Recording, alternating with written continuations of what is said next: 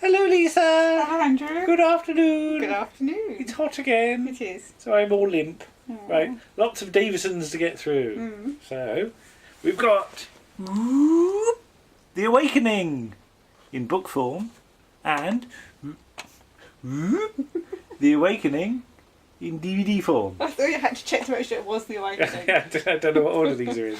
They're in the right order. Yes, but we've talked about The Awakening when we did our Davison two-parter thing. We did. On, what was that on? Episode 17? Episode Around the 17, Archives? yes. And what did we conclude? That we quite like The Awakening. Yeah. And that it could have been a four-parter. Okay. So, though, I see somebody on Twitter disagreed with that it was perfect as a two-parter. Yeah. But I think you could have expanded the story. You could have maybe gone back to the Civil War times where Will Chandler comes from and looked to see what was happening sort of there. opened it out a bit. Yeah. All right, okay, it's interesting. So this is one that might benefit from actually being a little bit longer. But yes, after what might be considered a bit of a false start for season 21, I think The Awakening really starts a run of quite strong stories, actually. It's as though everybody's got a bit more confident, I think. And certainly Peter Davison's on the home stretch isn't he? Well, he can see the end. He can see the light at the end of the tunnel. And we've said about how he's rather good with what's her name? Jane Hampton. Yeah. What's the real name? Polly James. Polly James. That's what her name is. God. And they sort of team up quite well, don't they? I think it's because she's older. She bosses him around a bit. Yeah. And he quite benefits from that. I think he quite likes it. He sort of digs old. He doesn't dig older women because he's older than all of them, but an older companion. He likes being bossed about. And then of course you got Will Chandler as well. I mean, frankly, either of them could, you could have. You could have left Tegan with her grandfather. Tegan and Tello could have stayed behind, and they could have. Joined the crew. And it would have been interesting. The trouble is, of course, Will Chandler's got this sort of problem that you have to explain everything to him. Although with Jamie, it didn't really become. No. After a while, Jamie just becomes like Fraser Hines in a kilt, doesn't he? They do forget about his sort of historical background a fair bit. Either that or in between adventures, Troughton teaches him a lot of stuff. Yeah, possibly. This is an electric light. But the whole atmosphere of like time and stuff breaking through is so sapphire and steel. It's not true. And I think this hit on a really interesting vein of story style that the Davison era could well have done. God, you've got big flies on you, done more with. It's all right, we're being attacked by flies. It's all right, they won't go away. You can see them on some of the early videos, actually. All right, okay. I've spotted them flying about. But atmospheric, spooky. The whole face in the wall thing is one of those things that probably scared kids, I expect. Yes. And certainly memorable for me, because I remember at the end when it's all the green gunks coming out of its mouth. You were eared. Yes, my friend and I were watching it. It might have been on the repeat, actually, because it was a repeat, wasn't it? That's right, Going, ooh. But I think a very good story all round, really. So, very fond of that. And the Dorset filming always scores points. Yes, it's not that far away, really. Okay, let's carry on. And Warren went, didn't he, to the film? He did. He saw some of the film. Yeah. And we've got Frontios. And we've got Frontios. And I like Frontios too. Do you like Frontios too? I do like it. It's as I said to you, it's a very dark story. Yes. Because the whole thing with the excavator, with the human being inside it, and it's just like it's literally like a corpse in there. Well, because it's been worked to sort of death. Yeah. And then Peter Gilmore gets swallowed up by it, and you just hear him scream, and it's quite disturbing. But this is what I like about season 21. It's going a bit further with the horror, but not too far. No. That it's got some like scary stuff in it, and that's excuse me. That's what I was always after, and again, as with The Awakening, it's not violent. No. But it is scary, and that's the trick. I think you don't. Violent and scary are not the same thing, and sometimes people get confused. And this is certainly scary for kids, but it's not particularly violent. No, I don't think so. Unlike the next season. The next season is a little different in that respect. Takes it a bit too far. But Chris Bidmead writing what is in some ways like his most traditional story, isn't it? Yeah. Because there's no weird There's no real concept. hard science. No. Hard science, no. You know, Legopolis and Castrovalva are one style, and they're recognisably a similar style. Frontios is much more a sort of monster story. I know sort of Chris maybe wasn't that keen on monsters, but I do like the idea that he had a load of woodlice in his house or something, and that's what inspired him. I quite like woodlice. Yeah. We usually let them go, don't we? Catch them and let them go. Billy bugs. Come on, Billy Bug, out you go. But yeah, and as for a studio story, it gets a nice sort of feeling, because again, I mean, we say this, that Ron Jones is good at lighting. Yes. It's lit correctly. It's not overlit. It's not like Warriors of the Deep where you can just see everything. Yeah, I mean, what do you think of the guest cast? It's a great guest cast. Yeah. So Peter Gilmore, Jeff Raw. What would you have seen him in? In Easy and Eden Line? He is in the Eden Line. I don't know if I would have seen him in the Eden Line. No. I probably would have known him from Carry Ons, maybe. Yeah. But he's in the Eden Line. You've got William Lucas, that we've seen in a lot of 60s stuff, haven't we? Usually playing a villain. He's a bit more sympathetic in this one.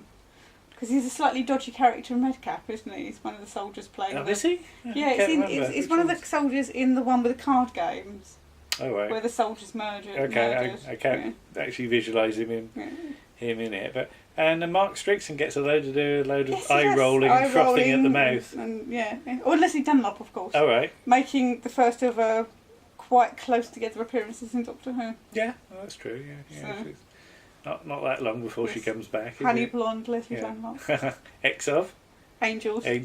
That's an Angels joke. Yes. You have to listen to our Angels article to get that. Or get the first Angels annual. Get the first Angels annual. Yes. But yeah, she's got 80s hair as well, hasn't she? She has got very 80s hair, yes. Although it's the far future, clearly they've got hairdressers. It's very styled. And I said at the end that when it was on Twitch, Plantagenet says, won't you stay and enjoy some of the new colony that we're building, Doctor? Like about 5 minutes after the Tractators are defeated, as though they've already opened up a sort of a chain of coffee shops and somebody's got a Build-A-Bear franchise going or something, you know. With a big long queue outside. With a big long queue outside, yes, because there's no bears. Yeah. But yeah, the idea that they've already sort of started to build new things, you know, well, you haven't hung about, have you? No. No. I mean, yeah, there's the silly stuff with the hat stand is quite sort of daffy. And as you said, Davison should have wore his glasses more as well. Yeah, he always looks good in the little half-moon glasses. It gives his Doctor an air of... It's more of a professor, isn't he? Yeah, a bit of gravitas as well. Yeah. So a good one.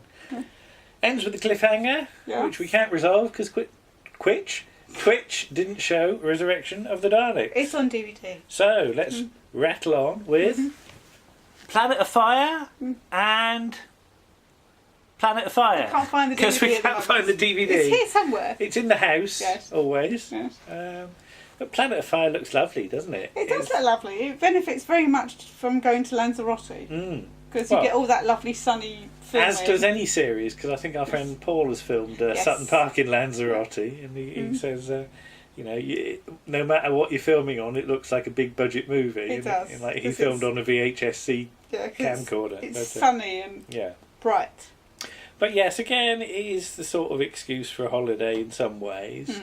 I guess it makes better use in that you're not going to get that landscape for the alien planet anywhere, you know, not without doing an awful lot of post-production work or stuff like that, which just wasn't available. So yeah, in that respect, it works. The whole sort of archaeology stuff at the start is, you know, is nice to see a bit of underwater archaeology. Not that I know much about it, but you know. What was it you said about who was it? It's got the neckerchief. Oh, Perry's stepfather. Yeah, because there's a lot of Howard. There's a lot of skin on display, isn't there? Yes. I mean, I suppose if you're going to be diving, then you're not going to be wearing a lot of clothes. But this is the utter pointlessness of having of being topless but having a scarf. Okay. And you've got Turlo in shorts for the ladies. In very short shorts. Are they? Yes. Okay. Yes, when we were watching it on Saturday, I was watching it, you can really see his bottom moving. Oh, you were having a look, were you? Well, you can't really avoid seeing it, so, you know. And Perry, of course, in a bikini. In a drowning scene. Mm-hmm. Wasn't she rescued by... She was rescued by a German, yes. A German nudist, They shot it, but obviously they had to pull the camera out quite a way to get it. And a German nudist thought she was really drowning and rescued her, and he just said, thank you, but we're actually filming. And then he got cross and started walking about in shot or something, I think, trying to spoil it. Yeah. But, and Anthony Ainley's having something to do. Yeah, well, because the whole stuff where he's chameleon, or chameleon is is posing as the master, gives him something to do rather than just laugh and ponce about. Yeah, because you said, especially when he's doing that sort of halfway stage stuff where he's sort of fighting against the Doctor's control, you were saying he was putting a lot of effort into that, wasn't he? Yeah. He was, proving that Anthony could actually act. Yeah, give him the material, and he's great. It's, I mean, in terms of wrapping up Turlough's storyline, I never quite feel it joins up, because the end of Enlightenment, Turlough wants to go back to his planet. Yes. And then by this story, he sort of doesn't want to, or something. So, don't ask about that too much. You get Mr. Dealey from Crown Court. You do get Mr. Dealey from Crown Court. Turning up as the spaceman at the end. As the captain of the ship. Yeah. And you've got Edward Highmore as Turlough's brother, cast purely because he looks... Do they look the same, do you think? Not really. No. Okay. But vaguely, I suppose. Yeah. And let's talk about Peter Wingard. Peter Wingard. And Barbara Shelley, indeed. All right. Well, she doesn't get much to do, She doesn't, but what she does very well. She was a fairly sort of big star, I guess. Yes. I think, again, she's purely cast just to get the name. Yeah. Right. And given very little to do, but... But what do you think of Peter then? Peter Wingard. I wonder if he's wearing his wig underneath his almost certainly, headdress. Yeah. I don't know what to say about Peter Wingard, really. I've never had the opportunity to meet him. No. So I've never actually seen what he's like in real life. Because have you seen much of Department S or Jason Kidd? Not really, no. I mean, Department S... No, I'm not thinking of Department S. I've seen a bit, and I know he was very popular in the early 70s. With the ladies. But he's not my kind of... Yeah. But he's not the kind of character I really... I much prefer something like The Persuaders, which is a bit more jokey. His songs are appalling. very weird. Yeah. Yes, there's an album of songs, and I'm not going to even attempt to describe them, but they are... They are online and they are very strange. Yeah, be warned, if you listen to them and you're offended, you do it at your own risk. It's nothing to do with us. No. But, I mean, you say farewell to Turlough, you introduce Perry, you get rid of Chameleon, you've got the Master coming back. So it's another of those shopping list stories, and that we need to do this, and this. But I think they get away with it. It doesn't feel like sort of any of this is particularly gratuitous. That there does seem to be a decent story still at the centre of it. Yes, and I like the take on religion, because it's saying, something that religion is fairly pointless, really. Okay, well there we go. There's Planet of Fire. And finally... Oh, this will be good. Oh, I see. All right. Confuse me here. We've got The Caves of Androzani. Who's that signed by? Graham Harper and Nicola Bryant. Graham Harper. Oh, there's Nicola Bryant. Oh, there's Graham Harper. Hang on, down the bottom. Graham Harper down the bottom. Nicola Bryant up top. And The Caves of Androzani Special Edition. We've got a lot of Caves of Androzanis then. We have. But you can almost never have too many Caves of Androzanis, can you? No. Because it's always voted very, very highly. Yes, it's always sort of... certainly in the top 10. Yeah, do you think it justifies that? Yeah, it's a very strong story for Peter Davison to bow out on. But I wouldn't want this kind of story... Is it the pinnacle of Doctor Who, though, do you think? No. All right, okay. No, not for me. All right. But I can see what it gets. It gives him something really much more to do. I think as a story, it came along at just the right point. In that it gives Peter not only a good exit, but it gives him a hell of a lot of good material. Yeah. And here's the crunch: it's directed by Graham Harper. Yes. Yeah. Yes. And had this story been in other hands, you do wonder. Yeah. So it really is a very good combination of Bob Holmes and Graham Harper. And again, Bob simply has to write out the Doctor at the end of it. Mm-hmm. Again, with things like the two Doctors, what I said about a shopping list of story elements, and Bob never liked, that sort of. To be done. Yeah, he just wanted to write the story he wanted to write, and you get the feeling this is mm-hmm. him being very happy with giving the opportunity to return to Doctor Who and do what the hell he likes, basically. Yeah. So again, filming fairly close to us for the sandpit mm-hmm. scenes, and again, magnificent cast. Yes. Yeah. I mean, where do we start with the cast? Yeah. You said when you've got the likes of Maurice Roeves and Roy Holder, John Normington, David Neal, is that tiny little part of the President. And Christopher Gable, of course. Yeah, but you were saying about Salatine. And so Robert Glenister as well. Doing eyes things. Yes, he's got really strange eyes, Robert Glenister. He just does this slightly hysterical thing as the robot, as the android, Salatine. All right. Yeah. But you can tell the difference between them, can't you? Yeah. Most of the time.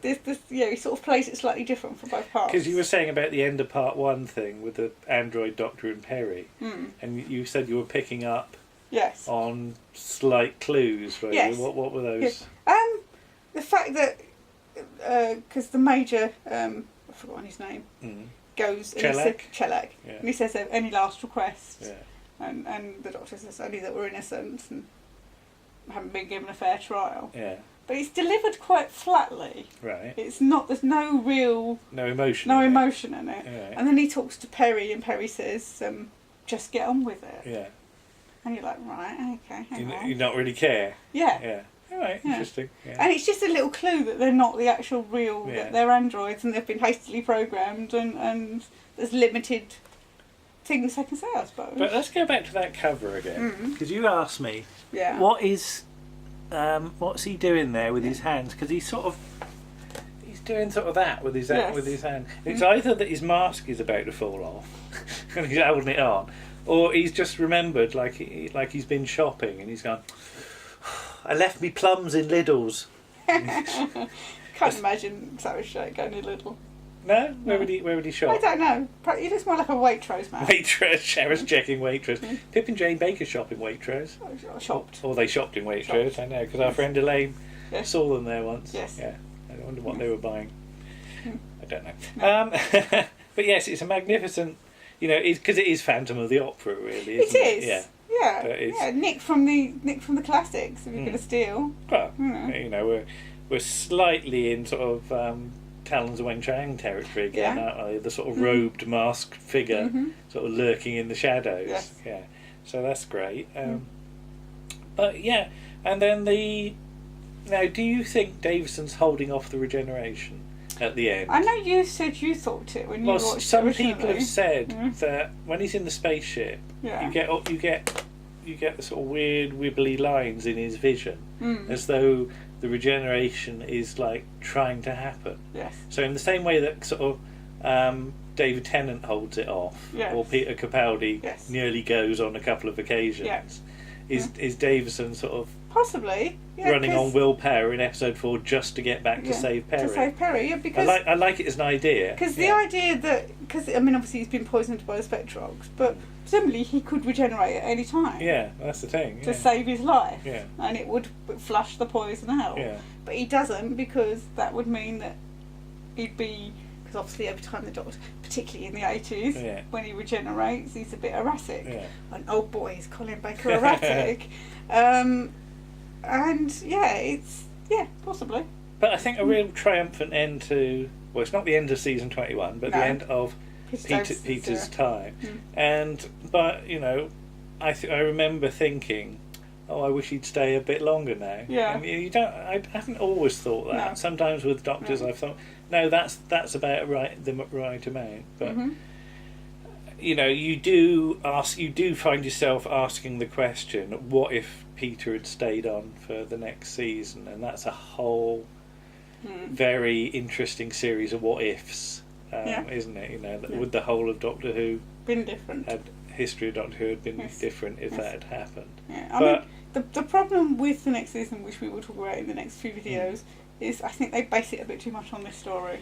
Yeah, I mean, we'll say that when we get to it, but yeah, Caves comes in and, you know, all the sort of gunplay stuff and the way it's shot and the sort of hard-edged nature of the characters is a change for the series, and it's refreshing to see, but it's not necessarily an approach you want every story to be taken, and that might be where we might need to talk for next season, but we'll see.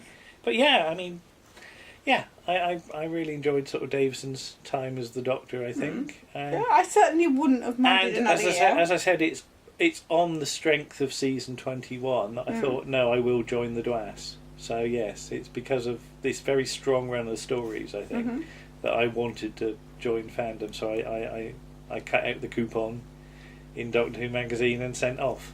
So that's, and I cannot underestimate the importance of that decision. So there you go. No. All right. Well, Colin Baker. Yes, he starts Doctor tonight. Who in a very few hours. About 3 hours time. Okay. It'll be even less when I've uploaded it. Okay.